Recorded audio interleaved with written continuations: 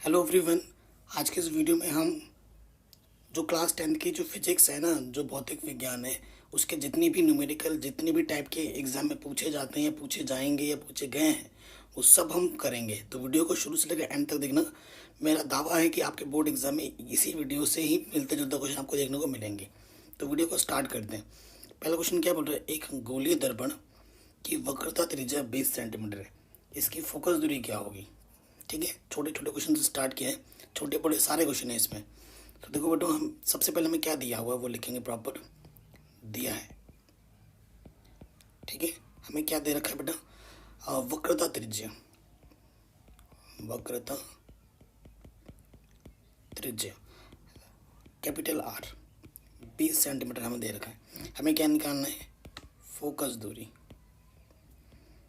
हमें निकालना है फोकस दूरी, एफ निकालना है, ठीक है। ये चीज़ और ये क्वेश्चन 2012 में भी आ रखा है, हम देख सकते हैं। यहाँ पे लिख दो, एक संबंध होता है, वी नो दैट, हम जानते हैं। क्या जानते हैं हम? कि फोकस दूरी और वक्र त्रिज्या में क्या संबंध है? जो एफ होता है ना बेटा, वो आर बट्टे 2 होता है, ठीक है। सो आर का मान दे रखा है 20 बट्टे में 2, 2 एक कम 2, 2 ढाई 20, है ना। तो ये आ जाएगा 10 सेंटीमीटर। फोकस दूरी का मान क्या जाएगा बेटा? 10 सेंटीमीटर। ये आपका आंसर आ जाएगा। एक नंबर में ये क्वेश्चन आपके एग्जाम में आ सकता है, ठीक है। अगला क्वेश्चन है, एक उत्तल लेंस की फोकस दूरी 40 सेंटीमीटर है, लेंस की शक्ति का मान क्या होगा? उत्तल लेंस की फोकस दूरी धनात्मक होती है, अवतल लेंस की फोकस दूरी ऋणात्मक होती है। नोट करके लिख लो अगर आपको नहीं पता है तो, ठीक है। तो सबसे पहले देखो बेटा, दिया है, क्योंकि उत्तल लेंस है, उत्तल लेंस है तो फोकस दूरी बेटा क्या होगा? प्लस में लिखेंगे फोकस दूरी, ठीक है। एफ बराबर दे रखा है 40 सेंटीमीटर। लेंस की शक्ति का मान निकालना है, लेंस की शक्ति का मान यानी कि पी, पावर का मान निकालना है, ठीक है। कोई दिक्कत नहीं है। देखो, सूत्र आपको पता होगा क्योंकि सेंटीमीटर में है ना, तो सेंटीमीटर में सूत्र होगा तो क्या होगा बेटा? पी बराबर होता है 100/f। अगर सेंटीमीटर में है तो, अगर फोकस दूरी का मान सेंटीमीटर में है तो ये 100, f का मान क्या बेटा? 40 सेंटीमीटर। 0 से 0 कटा, 10 को भाग देंगे 40 से, ये आ जाएगा 2.5 डी का मतलब डायोप्टर। तो पी का मात्रा क्या होता है? डायोप्टर होता है। तो आंसर आ जाएगा 2.5 डायोप्टर, ठीक है। ये आपका आंसर आ जाएगा। और अगर फोकस दूरी मीटर में दे रखा होता तो पी का मान होता है 1/f। ये लगाते हम जब जब फोकस दूरी का मान मीटर में दे रखा हो तब, ठीक है। आगे बढ़ते हैं, नेक्स्ट क्वेश्चन में आते हैं। कह रहे हैं प्लस का 2.5, ठीक है, और माइनस का 1.5 क्षमता के दो लेंस परस्पर संपर्क में रखे गए हैं। इस संयोजन की क्षमता क्या होगी? ठीक है, इसके संयोजन की क्षमता क्या होगी? बहुत ही आसान क्वेश्चन है, एक नंबर में पूछा जा सकता है। सो देखो बेटा, दिया क्या है? दिया है हमारे पास जो लेंस की क्षमता P1 है, ठीक है, P1 वो हमें दे रखा है 2.5 डायोप्टर। जो P2 दे रखा है माइनस के 1.5 डायोप्टर, ठीक है। तो संयोजन की क्षमता क्या होगी? बस जोड़ देना, संयोजन का मतलब जोड़ देना।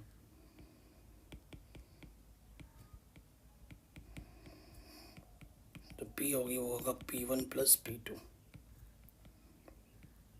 ये हो जाएगी, ठीक है। सो P1 का मान कितना बेटा? 2.5। P2 का मान क्या? माइनस के 1.5। तो 2.5 में से 1.5 घटाएंगे तो आ जाएगा 1। 1 को लिख दो 1.0 डायोप्टर, आंसर। अभी ये छोटे छोटे क्वेश्चन से स्टार्ट कर रहे हैं, बड़े बड़े क्वेश्चन भी आने वाले। बड़े बड़े क्वेश्चन का नाम लिया, हाजिर हो गया, सिंपल सही है। और ये क्वेश्चन तब आया था ना जिस साल मैंने बोर्ड एग्ज़ाम दिया था, 2008 में मैंने बोर्ड एग्ज़ाम दिया था, और मेरे पेपर में ये क्वेश्चन आया था और मैंने सारा किया था, ठीक है। मेरे साइंस में 100 में से 100 नंबर आए थे, ठीक है। सो देखो बेटा, स्टार्ट करते हैं इस क्वेश्चन को।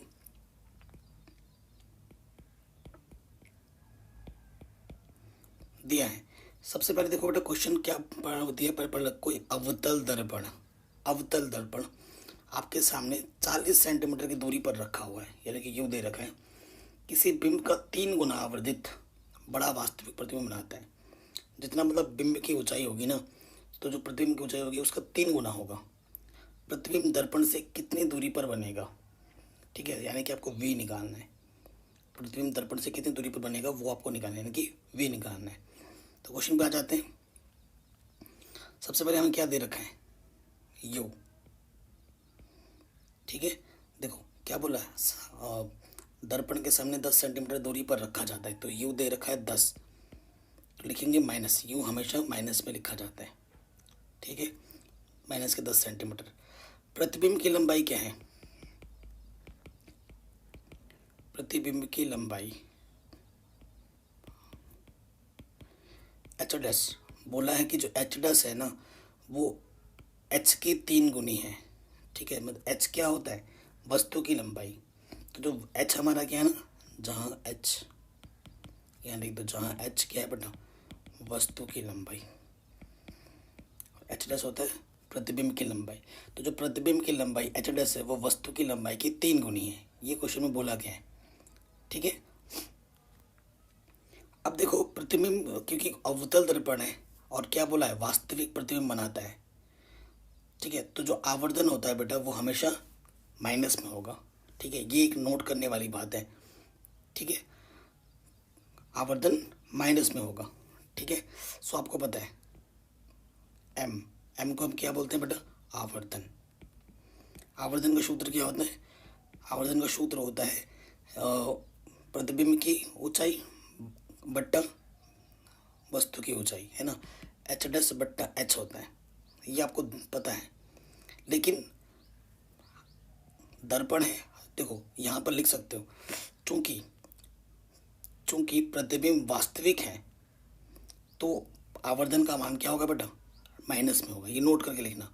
चूंकि प्रतिबिंब वास्तविक है अर्थात आवर्धन का मान ऋणात्मक होगा। इसी वजह से यहाँ पर देखो बेटा, एम का जो भी मान है, एच डैश का मान क्या है बेटा 3h, और ये बट्टे में एच, एच से एच कट गया तो 3 आया है, लेकिन लिखेंगे माइनस का 3, एम का मान लिखेंगे माइनस का 3, कोई दिक्कत कोई परेशानी नहीं है। लेकिन हमें क्या निकालना है, प्रतिबिंब दर्पण से कितनी दूरी पर है, यानी कि हमें वी निकालना है, हमें वी निकालना है, ओके। हम इसी तरीके से क्यों कर रहे हैं, क्योंकि हमें फोकस दूरी नहीं दे रखा है, इसमें फोकस दूरी दिया रहा था तो हम दर्पण सूत्र लगा के निकाल देते, लेकिन फोकस दूरी भी नहीं पता है, आवर्धन दे रखा है इसने, इसी वजह से ये क्वेश्चन इंपॉर्टेंट है और ये पूछा गया है। और आपको फिर से बताएं, जो आवर्धन होता है बेटा, आवर्धन एम को हम लिख सकते हैं माइनस के भी बट्टा यू, ये भी आपका आवर्धन का सूत्र ही होता है, ठीक है, किसमें, दर्पण में। तो माइनस के भी बट्टा यू, और एम का मान क्या दे रखा है बेटा, माइनस के 3, माइनस से माइनस कटा, भी यू का मान हमारे पास क्या दे रखा है क्वेश्चन में, माइनस के 10, और इधर 3, तिरछे गुणा कर दोगे 10 3 30, तो वी का मान आ जाएगा माइनस के 30 सेंटीमीटर, ठीक है। यहाँ पर माइनस चिन्ह लगा पड़ा है, यहाँ पर माइनस आया ना, तो इसका मतलब क्या है, कैसे लिखोगे, प्रतिबिंब, यहाँ पर लिखो, अतः प्रतिबिंब दर्पण से 30 सेंटीमीटर की दूरी पर उसके सामने बनेगा, क्योंकि माइनस है, सामने बनेगा, ये लाइन इंपॉर्टेंट है, ठीक है। माइनस जब आएगा तो सामने बने, प्लस आएगा तो पीछे बनता। आशा करता हूँ ये आपको समझ में आ गया होगा, ठीक है ना। तो आगे बढ़ते हैं नेक्स्ट क्वेश्चन में। किसी भी क्वेश्चन में थोड़ा सा भी डाउट दिक्कत लगे तो फटाक से एक बार दोबारा देख लेना है, ठीक है। अगले क्वेश्चन में आ जाते हैं, बहुत ही शानदार क्वेश्चन है, ठीक है, एग्जाम में आ सकता है। जिस क्वेश्चन का आप वेट कर रहे थे वो आ चुका है, और ऐसे क्वेश्चन मैंने पहले भी बहुत करा रखे हैं। कह रहे 15 सेंटीमीटर फोकस दूरी के किसी उत्तल दर्पण की फोकस दूरी प्लस में होती है, कोई बिंब 10 सेंटीमीटर दूरी पर रखा गया है, यानी कि यू दे रखा है आपका माइनस के 10, प्रतिबिंब की स्थिति तथा प्रकृति का ज्ञात कीजिए। बहुत ही शानदार क्वेश्चन है, ठीक है, हल करते हैं। देखिए तो सबसे पहले बेटा देखो दिया है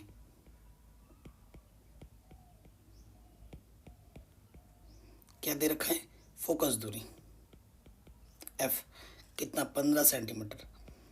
क्योंकि कैसा है बेटा, उत्तल दर्पण है, उत्तल दर्पण के लिए फोकस दूरी प्लस में होती है, तो एफ का मान प्लस में आ जाएगा। अगर अवतल होता तो प्लस में भी दिया होता तो लिखते हैं माइनस में, है ना। और यू, ये बेटा हमें क्या दे रखा है 10 सेंटीमीटर, तो यू का मान आ जाएगा 10 सेंटीमीटर। हमेशा माइनस में लगाते हैं यू, कोई दिक्कत नहीं है। कैसा है बेटा, ये दर्पण है, हमें क्या निकालना है, पहले तो वी, एफ पता है, यू पता है, हमें वी निकालना है, ठीक है। तो और चूंकि दर्पण सूत्र से, दर्पण का सूत्र अलग लगता है, लेंस का सूत्र अलग लगता है, आपको पता होगा, है ना। क्वेश्चन में ध्यान रखना, दर्पण है कि तुम लेंस का लगा दे रहे हो तो आंसर गलत आएगा, ठीक है। दर्पण है तो दर्पण का लगाना है, तो क्या होता है 1/f बराबर 1/b प्लस 1/u। अगर लेंस बोलता हो तो यहाँ माइनस हो जाता प्लस की जगह पर, मान रखेंगे।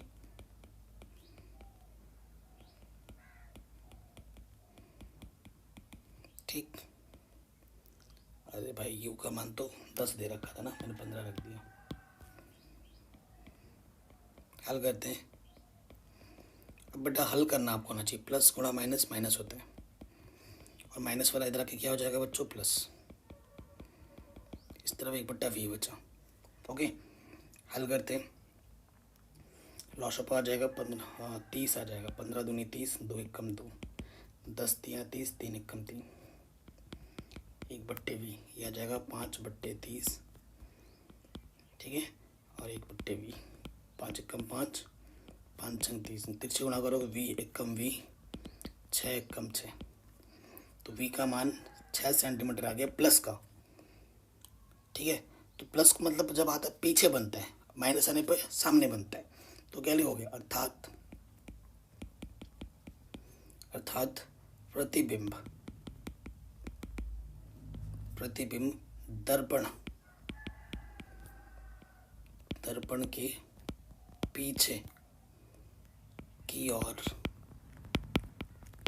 दर्पण के पीछे की ओर 6 सेंटीमीटर दूर बनेगा, ठीक है, पीछे की ओर, ये इंपॉर्टेंट है। अब देखो धनात्मक आया है, ठीक है, v का मान क्या है पॉजिटिव आया, इससे आप ये लगा सकते हो नोट, चूंकि धनात्मक चिन्ह यह दर्शाता है कि प्रतिबिंब सीधा तथा आभासी होगा।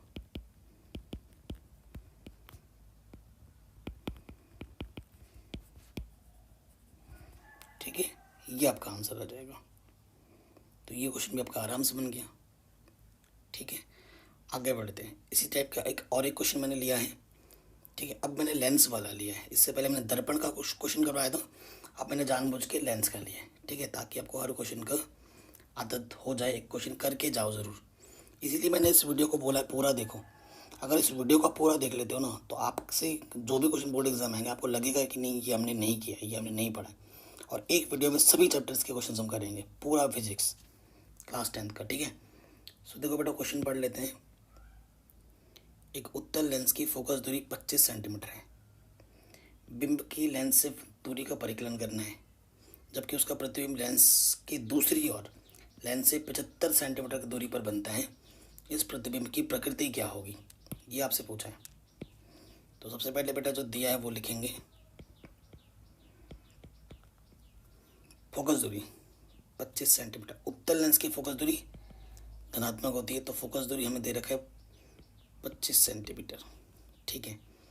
फिर हमें क्या बोला है, बिंब की लेंस से फोकस दूरी का परिकलन कीजिए, बिंब की लेंस से दूरी का परिकलन कीजिए, ठीक है, जबकि उसकी प्रतिबिंब लेंस की दूसरी ओर बढ़ता है। प्रतिबिंब लेंस से दूसरी ओर 75 सेंटीमीटर दूरी पर बनता है। तो ये हमें v दे रखा है, प्रतिबिंब की बात कर रहा है ना, तो हमें v दे रखा है कितना 7, दूसरी ओर बनता है, यानी कि सामने होता तो माइनस लिखता, तो दूसरी ओर बनना है तो प्लस में आएगा 75 सेंटीमीटर। हमारे पास u नहीं पता है, हमें u निकालना है।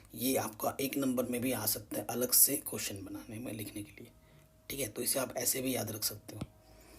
सो अब हम बात करते हैं, हमसे क्या पूछा गया है, इलेक्ट्रॉनों की संख्या ज्ञात कीजिए। ठीक है, इलेक्ट्रॉनों की संख्या n आपको ज्ञात करना है। तो आपको सूत्र पता होगा, हम जानते हैं, लिख सकते हैं कि जो बेटा Q होता है वो NE के बराबर होता है, और हमें n का मान निकालना, तो E बट्टे में है इधर, सॉरी गुणे में इधर के बट्टे में आ जाएगा, है ना। मान रखो अब Q का मान है 1 बट्टे में है 1.6 गुणा 10 की घात माइनस की 19। ठीक है, भाग दो, हमें भाग देना सिखाता हूँ आपको। ये 10 की घात, देखो 1 को भाग देना है इससे 1.6 से, माइनस का 19 ऊपर जाके क्या हो जाएगा, प्लस का 19। ठीक है, तो दशमलव हटाओ 0, 10 को भाग दो 1.6 से। ठीक है, 10 को भाग दे दो 1.6 से, तो तुम्हें तुम्हारा आंसर मिल रहा होगा 0.625। ठीक है, और इधर क्या है 10 की घात 19। हमेशा दशमलव एक स्थान यहाँ पर लगाते हैं, ये दशमलव यहाँ लगाए, इसको यहाँ पर शिफ्ट करना है, एक स्थान इधर शिफ्ट करना है, तो 6.25 इधर से एक कम हो जाएगा, ये जो घात है ना एक कम हो जाएगी, ये 19 से 18 हो जाएगा, तो ये आपका आंसर आ जाएगा। ठीक है, ऐसे कैलकुलेशन आपको क्लास 11th में बहुत करने होंगे फिजिक्स में, तो उसके लिए रेडी रहो। ये तो बस एक नमूना था छोटा सा। ठीक है, तो ये क्वेश्चन भी आपका आराम से बन गया।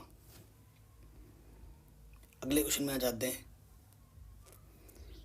अगले क्वेश्चन को करने से पहले, ठीक है, इस क्वेश्चन को तो हम कर ही लेंगे, एक क्वेश्चन मैं खुद से देना चाहता हूँ जो आई थिंक इसमें मिसिंग हो रहा है। मैं अपने से बना के दे रहा हूँ क्वेश्चंस को। ठीक है, ये वाला तो इधर करेंगे हम सॉल्यूशन। ठीक है, उसकी टेंशन मत लो। एक क्वेश्चन मैं बना के दे रहा हूँ और ये क्वेश्चन बहुत इंपॉर्टेंट है। ठीक है, सपोज करो आपको धारा दे रखा है, विद्युत धारा आई दे रखा है 1.5 एम्पियर। ठीक है, आपको समय दे रखा है किसी क्वेश्चन में, समय टी बराबर दे रखा है 20 मिनट दे रखा है। ठीक है, और आपको क्या निकालना है बेटा, आवेश निकालना है। क्या निकालना है, आवेश, क्यू निकालना है। ठीक है, आपको क्या करना होगा, देखो आपको सूत्र पता है, जो क्यू होता है ना बेटा, सूत्र होता है क्यू बराबर आई गुणा टी। ठीक है, क्यू बराबर क्या होता है, आई गुणा टी। आई हमें दे रखा है 1 पॉइंट, और जो पद्धति होती है वो MKS पद्धति होती है, मीटर किलोग्राम सेकंड। तो ये मिनट है, मिनट को सेकंड में बदलो, एक मिनट में कितने सेकंड होते हैं, 60 गुणा कर दो 6 दूनी 12, फिर से 2 0, इतना सेकंड। ठीक है, आई का मान दे रखा है 1.5 और इसको गुणा कर देंगे इससे। ओके, तो ये आ जाएगा 1800 कूलम। आवेश का मात्रक कूलम। ध्यान रहे, जब भी आप आंसर छोड़ोगे तो मात्रक ज़रूर लिखना है एंड में। अगर आप मात्रक नहीं लिखोगे तो आपको नंबर नहीं मिलेंगे। ठीक है, जितने भी आपको नए नए सूत्र लग रहे हैं उनको फटाक से कॉपी में तुरंत के तुरंत लिख लेना। ठीक है, क्यों आपका क्या होता है, आवेश, मैं पहले ही बोल रहा हूँ। ओके, अब आते हैं इस क्वेश्चन में। एक विभवांतर के दो बिंदुओं के बीच एक कूलम आवेश को ले जाने में कितना कार्य किया जाता है। ठीक है, कितना कार्य किया जाता है। ठीक है, देखो बेटा, सबसे पहले हमें दिया क्या है, विभवांतर दे रखा है। ठीक है, विभवांतर कितना दे रखा है, विभवांतर को V से प्रदर्शित करते हैं, वो दे रखा है 1 वोल्ट। ठीक है, 1 वोल्ट दे रखा है। आवेश क्या दे रखा है बेटा, आवेश को हम Q से प्रदर्शित करते हैं, 1 कूलम दे रखा है। कि कितना कार्य करना पड़ेगा, क्या निकालना है, कार्य। कार्य को प्रदर्शित करते हैं W से, वर्क। आपको W निकालना है। ठीक है, बेटा आप सूत्र जानते होंगे, W बराबर क्या होता है, W बराबर होता है Q गुणा V। ठीक है, W बराबर होता है Q गुणा V। तो Q का मान दे रखा है 1 और V का मान भी दे रखा है 1, 1 गुणा 1 1, तो कार्य का मात्रक होता है जूल, तो 1 जूल कार्य करना पड़ेगा। इतना आंसर, इतना छोटा सा क्वेश्चन है। ये क्वेश्चन भी आपके एग्जाम में आ सकता है। ठीक है, ऐसे क्वेश्चन भी आ सकते हैं, ये नहीं है तो इससे मिलता जुलता आ जाएगा, क्या दिक्कत है। ठीक है, मैं एक क्वेश्चन अपने मुंह जबानी बोल रहा हूँ, ध्यान से सुनना और उसका आंसर मुझे कमेंट करके बताना। ठीक है, मैं अपने से बना के दे रहा हूँ, क्वेश्चन सुनो ढंग से। 12 वोल्ट विभवांतर के दो बिंदुओं के बीच 2 कूलम आवेश को ले जाने में कितना कार्य किया जाता है, फटाफट बताओ आंसर में। फिर से रिपीट कर रहा हूँ, 12 वोल्ट विभवांतर के 2 बिंदुओं के बीच 2 कूलम आवेश को ले जाने में कितना कार्य किया जाता है, कमेंट में मुझे आंसर बताओ। ठीक है, अगले क्वेश्चन में आ जाते हैं।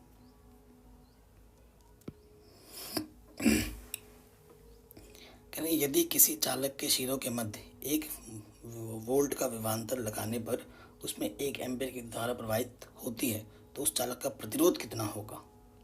ठीक है, उस चालक का प्रतिरोध कितना होगा, ये हमसे पूछ रहे हैं। देखो बेटा, बहुत ही सिंपल सा क्वेश्चन है। हमें क्या दे रखा है, विभवांतर दे रखा है V, 1 वोल्ट है। ठीक है, और 1 एम्पियर यानी कि धारा, विद्युत धारा I बराबर हमें क्या दे रखा है, 1 एम्पियर दे रखा है। हमें क्या निकालना है, प्रतिरोध R। ठीक है, फिर मैं बता दें, V का मतलब होता है विभवांतर। विभवांतर हमें 1 दे रखा है, विद्युत धारा, धारा लिखो या विद्युत धारा लिखो एक ही बात है। और हमें प्रतिरोध R का मान ज्ञात करना है। ठीक है, कोई दिक्कत नहीं है, बहुत ही आसान सा क्वेश्चन है। सो देखो, आपको पता है बेटा, ओम के नियम से, ओम का नियम हर साल एग्जाम में लिखने के लिए आता है। ओम के नियम से, ओम का नियम क्या होता है? V बराबर IR, है ना। तो I गुणे में तरह के बट्टे में आ जाएगा, तो हमें R का मान निकालना है, इस सूत्र का प्रयोग करना है। तो V का मान है 1, I का मान है 1, 1/1 आ जाएगा। सो R का मान आ जाएगा 1। प्रतिरोध का मात्रक क्या होता है बेटा? ओम। सो आंसर आ जाएगा 1 ओम। ठीक, कोई दिक्कत, कोई परेशानी नहीं होगी। ठीक है, नेक्स्ट क्वेश्चन में आ जाते हैं। क्वेश्चन हमसे क्या बोल रहे हैं? 4 ओम के प्रतिरोधक से प्रति सेकंड 100 जूल ऊष्मा उत्पन्न हो रही है। प्रतिरोधक से प्रवाहित विद्युत धारा का मान ज्ञात कीजिए। ठीक है, ये क्वेश्चन 2014 में पूछा गया बोर्ड एग्जाम में। अगले क्वेश्चन में मतलब इस क्वेश्चन को सॉल्व करते हैं। देखो, सबसे पहले हमें दिया है प्रतिरोध। प्रतिरोध का मतलब बेटा ये हमें R दे रखा है, R हमें दे रखा है 4 ओम। ठीक है, 100 जूल, जूल किसका मात्रक होता है? 100 जूल दे रखा है। ठीक है, 100 जूल ऊष्मा, ऊष्मा भी बोल रखा है, तो ये हमें H दे रखा है, ऊष्मा, ऊष्मा बोले तो H दे रखा है, हीट 100 जूल। ठीक है, ये चीज़ दे रखी है। और समय प्रति सेकंड बोला है ना, यानी कि समय जो दे रखा है बेटा T बराबर 1 सेकंड दे रखा है। ठीक है, तो विद्युत धारा का मान ज्ञात करना है। हमें क्या बात का मान ज्ञात करना है? विद्युत धारा। तो हमें ज्ञात करना है विद्युत धारा का मान, I का मान हमें ज्ञात करना है। ओके, सो देखो बेटा, जो चीज़ हमें दे रखी है और जो चीज़ हमें निकालनी है, उनमें क्या संबंध होता है? क्योंकि एक चीज़ के निकालने के तो कई सारे सूत्र होते हैं, लेकिन वो मैटर नहीं करता। क्वेश्चन में क्या दिया है और क्या निकालना है, उसके बीच संबंध लगा के आपको सूत्र बनाना है। तो आप देखो बेटा, आप जानते हैं कि H बराबर जो होता है बेटा, वो होता है I² RT। ठीक है, I का मान विद्युत धारा, तो RT इधर गुणे में इधर के आ जाएगा बट्टे में I²। आपको I का मान निकालना है, तो यहाँ से अंडर रूट लग जाएगा बस। ठीक है, अब इसको हल करते हैं। सो देखो बेटा, अंडर रूट H का मान हमारे पास कितना है बच्चों? 100। R का मान कितना है बेटा? 4। और T का मान है 1। 4 कम 4, ये आ जाएगा 25। इधर I, 25 का वर्गमूल 5। विद्युत धारा का मात्रक एम्पियर। ये आपका आ गया आंसर।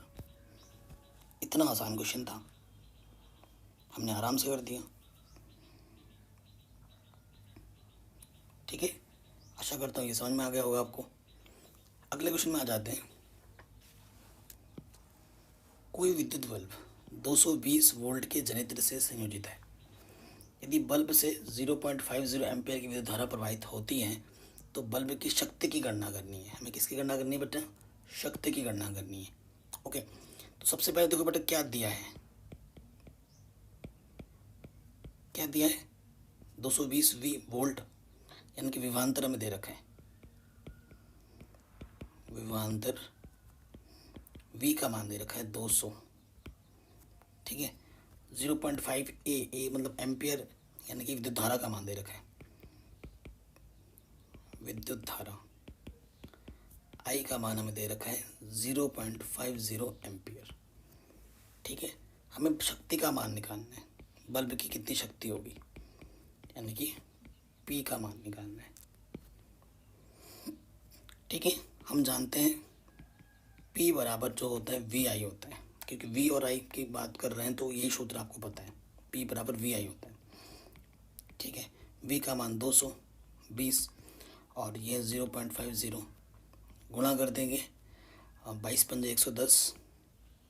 ठीक है, पीछे से तो ये आ जाएगा 110 गुणा करोगे तो। ठीक है, 0.2 स्थान के बाद, तो P का मान आ जाएगा 110, शक्ति का मात्रक वाट।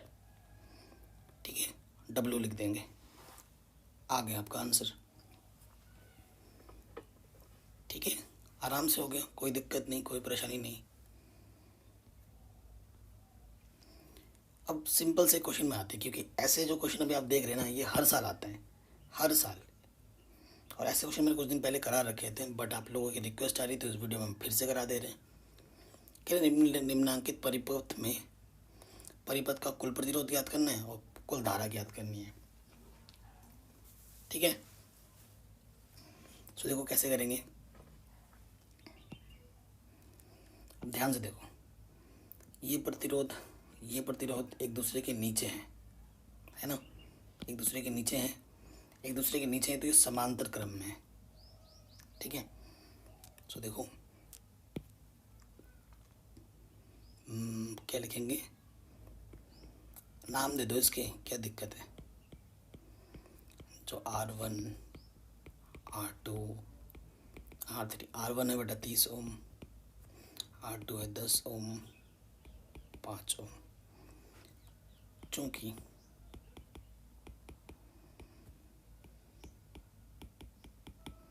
एक के नीचे एक है तो समांतर क्रम,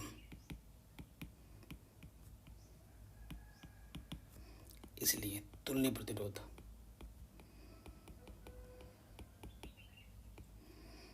एक बट्टे आर बराबर हो जाएगा 1/R1 plus 1/R2 plus 1/R3। R1 का मान 30, R2 का मान 10, R3 का मान 5। लॉस ऑफ आ जाएगा 30, 30 एक कम 30, 10 3 30, 3 एक कम 3, 5 6 30, 6 कम 6, तो यह आ जाएगा 10/30, यानी कि 1/3। तिरछे गुणा कर देंगे, R एक कम R बराबर 3 एक कम 3, तो आंसर आ जाएगा 3 ओम। पहला आंसर, पहले वाले पार्ट का आंसर तो ये आ जाएगा 3 ओम। अब आ जाओ दूसरे वाले पार्ट में। दूसरे वाले पार्ट में बेटा क्या निकालना है, कुल धारा। ठीक है, धारा निकालनी है, कुल धारा आई की गणना करनी है। तो देखो बेटा ये 12 वोल्ट का बैटरी लगा पड़ा है, V हमें दे रखा है 12 वोल्ट। ठीक है, और आप जानते हैं ओम के नियम से V बराबर क्या होता है बेटा IR, तो V/I R के बराबर होगा। अरे नहीं, हमें क्या निकालना है, हमें I निकालना है ना, तो R/में आएगा, है ना। तो V का मान कितना है बेटा 12, और R का मान कितना है, R अभी हमने निकाला 3 चौके 12, तो जो I का मान है बेटा वो 4 एम्पियर आ जाएगा। ये हो जाएगा आपका आंसर। बताइए, कोई दिक्कत, कोई परेशानी नहीं होनी चाहिए। ठीक है, अगले क्वेश्चन में आ जाओ। कह रहे हैं 2 ओम 4 ओम 6 ओम की प्रतिरोधकों को क्रमशः श्रेणी क्रम में 6 वोल्ट की बैटरी से संयोजित किया गया है। इसका एक परिपथ चित्र बनाना है और फिर इसकी कुल धारा की गणना भी करनी है। ठीक है, बनाते हैं परिपथ चित्र। पहले बेटा किस क्रम में व्यवस्थित किया गया है, श्रेणी क्रम में। श्रेणी क्रम किसे कहते हैं, जो प्रतिरोध होते हैं एक के साथ दूसरे जुड़े हुए होते हैं। ठीक है, देखो तो मैं बना रहा हूँ, एक के साथ दूसरा जुड़ा होना चाहिए।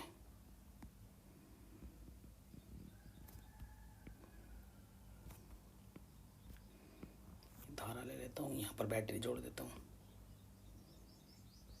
ठीक है, सो ये प्लस माइनस, ये 6 वोल्ट की बैटरी, ये 2 ओम, ये 4 ओम, ये 6 ओम, एक के साथ एक अटैच है।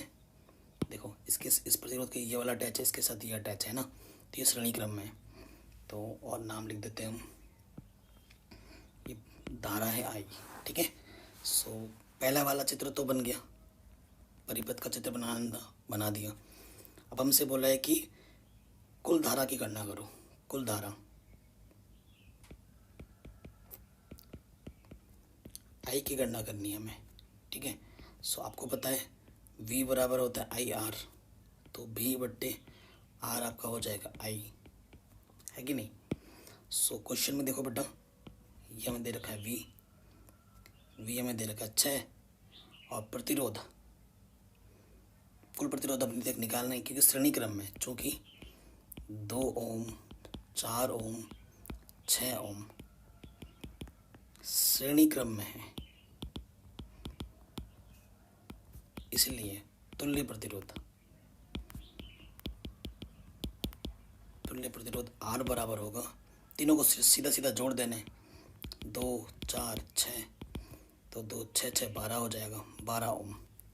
तो यहाँ 12 रख देंगे R की जगह पर, 6 कम 6 6 दूनी 12, 1/2 भाग देंगे 0.5।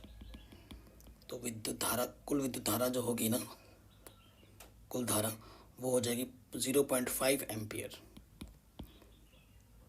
ये आपका आंसर आ जाएगा, ये आपका क्या आ जाएगा बेटा, आंसर आ जाएगा। कोई दिक्कत कोई परेशानी नहीं होगी। अगला क्वेश्चन है, आई थिंक वही क्वेश्चन रिपीट हो गया है फिर से, ठीक है, ये क्वेश्चन फिर से रिपीट हो रहा है, तो इसको हम आप बना लेंगे, है ना, आराम से। अगले क्वेश्चन पे आ जाते हैं।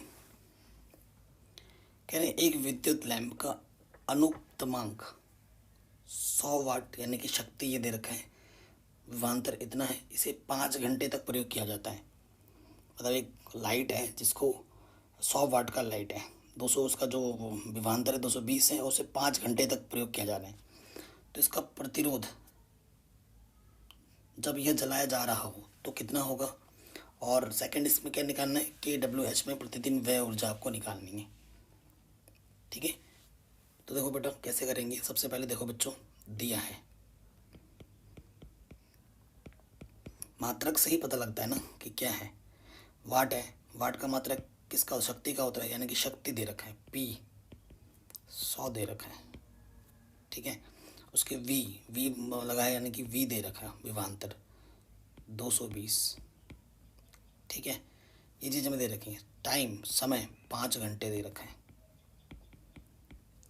ठीक है। हमें सबसे पहले क्या निकालना है, पहले वाले में निकालना है प्रतिरोध, दूसरे वाले में निकालना है व्यय ऊर्जा, ऊर्जा मतलब E एनर्जी, ये चीज़ हमें निकालनी है। सो फर्स्ट पार्ट में आ जाते हैं, प्रतिरोध R निकालना है। सो देखो बेटा R के तो वैसे बहुत सारे सूत्र हैं, मैटर क्या करता है, जो दिया हुआ है और जो निकालना है उनके बीच संबंध लगा के क्या निकाल सकते हैं। तो R बराबर होता है बेटा V²/P, V दे रखा है P दे रखा है, V का मान 220, स्क्वायर का मतलब 2 बार गुणे में, और शक्ति का मात्रक 100, 10 10 कटा 22 × 22 484, ठीक है। तो 484 आ जाएगा पहले वाले का आंसर, ओम, ठीक है, इतना ओम आपको मिल गया। नेक्स्ट सेकंड वाले पे आ जाऊँ, कह रहे kWh पे प्रतिदिन व्यय ऊर्जा ज्ञात करना है। व्यय ऊर्जा E बराबर जो होता है बेटा PT होता है, P × T। तो P कितना दे रखा है, P हमें दे रखा है बेटा क्वेश्चन में पावर ना, पावर दे रखा है 100,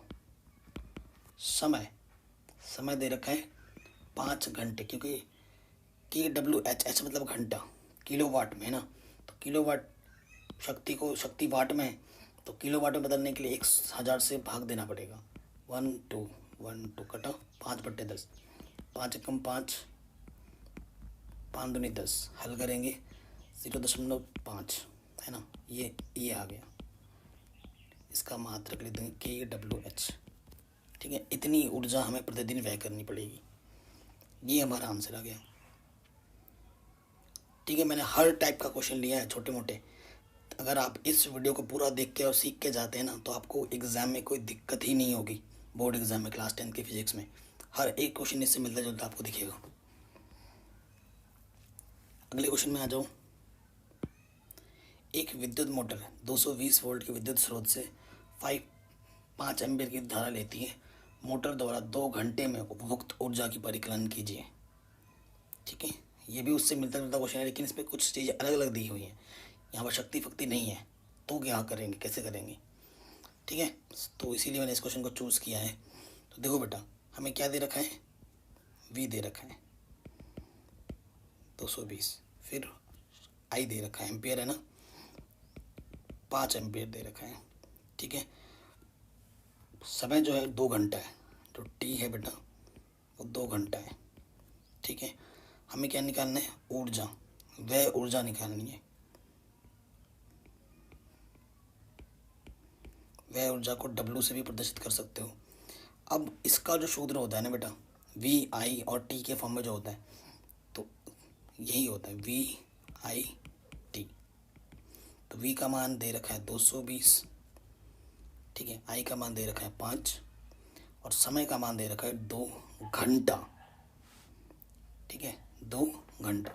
तो देखो आंसर अगर किलोवाट में निकालना है KWH में, तो घंटा चलो ठीक है, ठीक है, घंटा ठीक है, लेकिन वाट को किलोवाट में बदलना पड़ेगा। किलोवाट में बदलने के लिए 1000 से क्या करना पड़ेगा बेटा, भाग देना पड़ेगा, ठीक है, कोई दिक्कत कोई परेशानी नहीं है। ओके, और यहाँ पर ऊपर क्या 5 दूनी 10, 1 2 कटा, सो आंसर आ जाएगा 22/10 यानी कि 0.1 स्थान के बाद 2.2 KWH। ये आपका आंसर आ जाएगा, ठीक है, ये आपका क्या आ जाएगा बच्चों, आंसर आ जाएगा। अगले क्वेश्चन में आ जाओ। बहुत ही ज़्यादा बार पूछा जाता है इस क्वेश्चन को, और ये क्वेश्चन मेरे टाइम में भी आया था। क्वेश्चन क्या बोल रहा है, 2 ओम 3 ओम 6 ओम के 3 प्रतिरोधों को किस प्रकार से संयोजित करें कि कुल प्रतिरोध एक बार 4 ओम मिले या फिर 1 ओम मिले।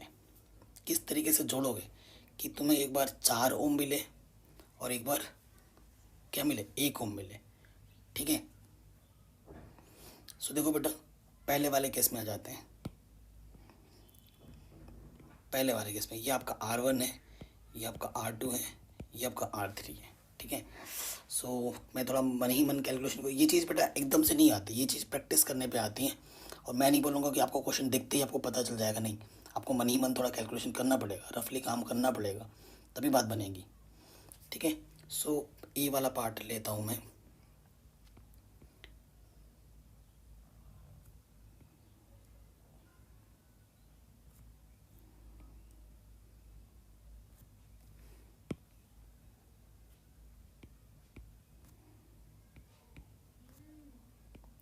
ठीक है, देखो मैंने क्या किया, 3 ओम और 6 ओम को मैंने पार्श्व क्रम में जोड़ दिया, मतलब समांतर क्रम में जोड़ दिया, और उसका जो टोटल आएगा उस 2 ओम को मैंने श्रेणी क्रम में जोड़ दिया, तब जाके मुझे 4 ओम मिल पाएगा। देखो, ठीक है, ये बेटा इसको मैं नाम देता हूँ बेटा R1 दिया था, इसको मैंने R2 दिया, इसको मैंने नाम R3 दिया, ठीक है। तो मैंने क्या किया, 3 ओम व 6 ओम को समांतर क्रम में जोड़ा, समांतर क्रम में जोड़ा, ठीक है। समांतर क्रम में जोड़ोगे तो 1/r' बराबर 1/3 प्लस 1/6 अपॉन में आ जाता है पार्श्व क्रम में, लॉस ऑफ 6 आ जाएगा, 3 दूनी 6, 2 1 कम 2, 6 1 कम 6, 3/6, 3 1 कम 3, 3 दूनी 6, तिरछे गुणा करोगे r' 1 कम r', 2 1 कम 2, प्रतिरोध का मात्रक ओम होता है, ठीक है। अब ये जो आया है, इन दोनों को जोड़ने पे मिला है, इन दोनों को जोड़ने पे मिले मुझे 2 मिला है, इसी के सीध में 2 आ जाएगा। सो ये 2 ओम और ये 2 ओम श्रेणी क्रम में है, ठीक है। अब क्या लिखोगे, चूंकि 2 ओम, ठीक है, 2 ओम क्या है बेटा मेरा R1 है, वह R' आपने निकाला है 2 ओम, श्रेणी क्रम में है, श्रेणी क्रम में है, अर्थात तुल्य प्रतिरोध, अर्थात तुल्य प्रतिरोध R बराबर क्या हो जाएगा, R1 प्लस R', श्रेणी क्रम में डायरेक्ट जुड़ जाता है, तो 2 + 2 आंसर आ जाएगा 4 ओम, जो कि आपको चाहिए था। आगे आंसर, तो 4 ओम लाने के लिए इन दोनों को समांतर क्रम में जोड़ना पड़ेगा, इन दोनों को, और इसको श्रेणी क्रम में जोड़ना पड़ेगा, तब जाके आपको आपका आंसर मिलेगा, ठीक है। सो पहला वाला क्वेश्चन इज डन। सेकंड वाले पार्ट में आ जाओ, बी वाले ऑप्शन में, ठीक है, कि 1 ओम तुम्हें कब मिलेगा, है ना, तुम्हें 1 ओम कब मिलेगा। तो 1 ओम बेटा तभी मिलेगा, थोड़ा क्या मैनिमल कैलकुलेशन जिसकी फास्ट है वो कर पाएगा। 1 ओम लाने के लिए तुम्हें क्या करना पड़ेगा, इन तीनों को ना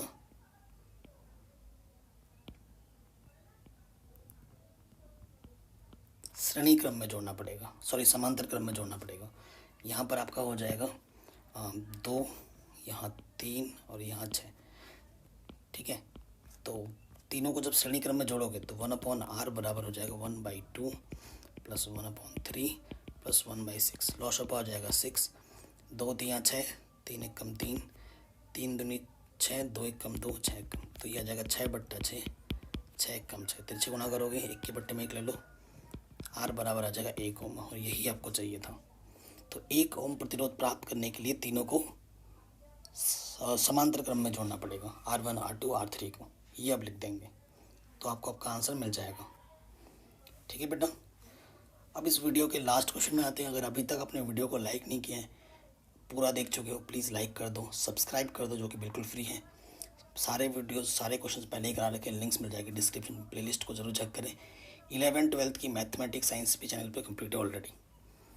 ठीक है, स्टार्ट करते हैं नए क्वेश्चन को। कह रहे हैं 10 सेंटीमीटर त्रिज्या वाले एकल वृत्तीय धारावाही लूप के केंद्र पर चुंबकीय क्षेत्र की तीव्रता ज्ञात कीजिए, जबकि लूप में 100 एम्पेयर की धारा बह रही है। ये क्वेश्चन उतना इम्पोर्टेंट नहीं है, क्योंकि ये थोड़ा आपके रेंज से बाहर का क्वेश्चन है, क्लास 11th-12th लेवल का हो जाएगा। तो देखो बेटा, दिया क्या है एक बार देख लो, अब करना है नहीं करना वो आपका डिसीजन है। 100 एम्पियर, आई बराबर 100 दे रखा है। ठीक है, उसके साथ साथ त्रिज्या 10 सेंटीमीटर दे रखा है, त्रिज्या 10 सेंटीमीटर आर, उसके साथ साथ एम्पियर है ना, तो इसको आप रहने देते हैं। और उसके साथ साथ हमें क्या निकालना है बेटा, धारा प्रवाहित होती है, क्या निकालना है, वृत्तीय धारावाही चुंबकीय क्षेत्र की तीव्रता ज्ञात करनी है। सो बेटा सूत्र बी बराबर आपने पढ़ा होगा चैप्टर नंबर 13 में, ν0I/2r, यही होता है। ठीक है, तो ν0 का मान जो होता है, इसका जो मान होता है बेटा, वो होता है 4π × 10⁻⁻7। ठीक है, और I का मान दे रखा है 100 एम्पियर 2। अब बेटा आपको क्या करना पड़ेगा, 10 को सेंटीमीटर को मीटर में बदलना पड़ेगा, ये मीटर में चाहिए होता है। सो ये आ जाएगा 0.10 दशमलव के स्थान के बाद। ठीक है, सो 0.10, सो 4π है। ठीक है, तो पाई का मान आप जानते हैं, भाई 3.14 होता है। सो 2 दूनी 4, 2π। ठीक है, और यहाँ से देखो क्या आ जाएगा, 10 की घात, क्योंकि -7 ये 10 की घात 2 है, इसको मैं लिख सकता हूँ 10 की घात 2, गुणा में खाते जोड़ती है, -7 + 2 -5। ठीक है, और बट्टे में ये 0.1। ठीक है, 10 तो भाग देंगे तो 2π ये हो जाएगा, देखो -5 है ना, यहाँ 0.1 है, इस 0 का तो कोई मतलब ही नहीं है। दशमलव हटाओगे, ऊपर एक देखो दशमलव हटाया, 1 लिखा, एक संख्या, एक 0 बढ़ गया। ठीक है, सो गुणा में घाते जुड़ती हैं, 10 की घात -5 और प्लस का 1 -4 हो जाएगा। तुम अपना आंसर यहाँ पे भी छोड़ सकते हो। ठीक है, और विद्युत और चुंबकीय क्षेत्र का मतलब टेस्ला होता है, टी छोड़, इसका मात्रक क्या लिखोगे, टी का मतलब टेस्ला, या तुम यहाँ पर टेस्ला लिख देना। ठीक है, ये आपका आंसर आ जाएगा। वीडियो देखने के लिए धन्यवाद, थैंक यू सो मच, अपना ख्याल रखें, जय हिंद।